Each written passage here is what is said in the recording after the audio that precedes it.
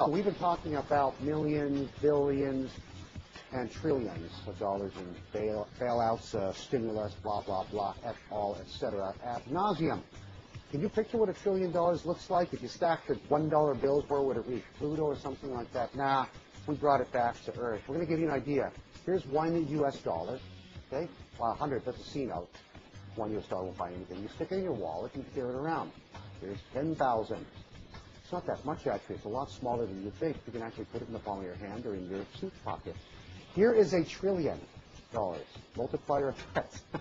See the little guy at the bottom left? That's a little guy. Just to put it in human perspective, it's like having a pallet, a wood pallet stacked taller than you are and going way back and way forward. That's a lot of money.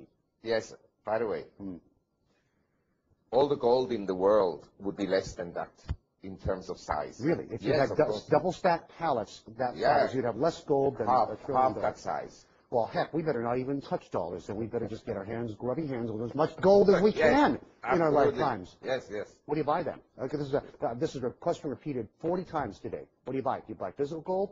Do you buy Krugerrands? Do you buy maple leaves? Do you buy Chinese ingots? Do you buy American eagles? Or do you buy paper gold? Well, buy it ETFs depends. You can buy maple leaves, Krugerrands, any kind of gold or gold bars, kilo bars, half kilo bars. A kilo of gold? Yes. That's a lot of money.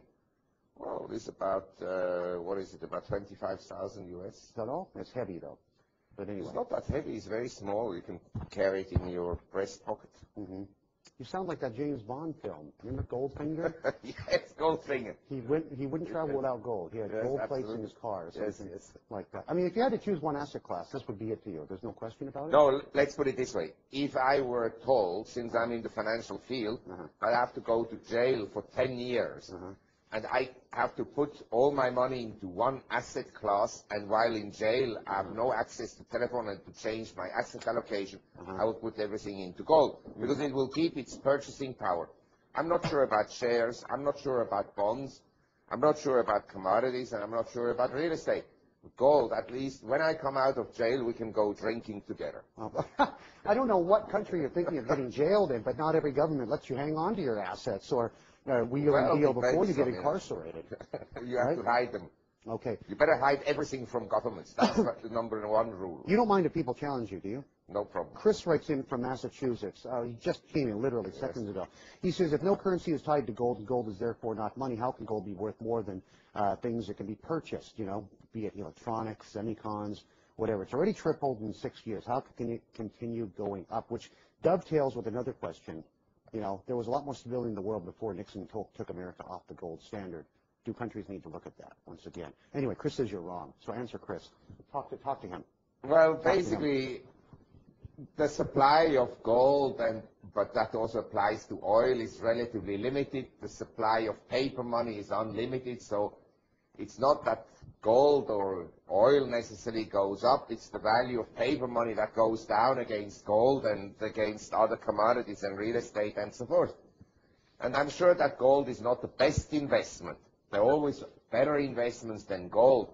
But as I told you, if I had to go to jail for 10 years, I had to make one choice, I think I would put everything into gold. You could also buy Citigroup stock and see if it goes back to 55. Yeah, sure. I guarantee you. If Citigroup goes back to, say, $20, it's because of massive money printing in the world, but really massive money printing, and then all commodities will be much higher, and farmland will be higher, and the cost of your living will be higher, and the cost of coffee will be $200. You will need that $1 trillion that you just saw to buy a cup of coffee, like in Zimbabwe. Ooh,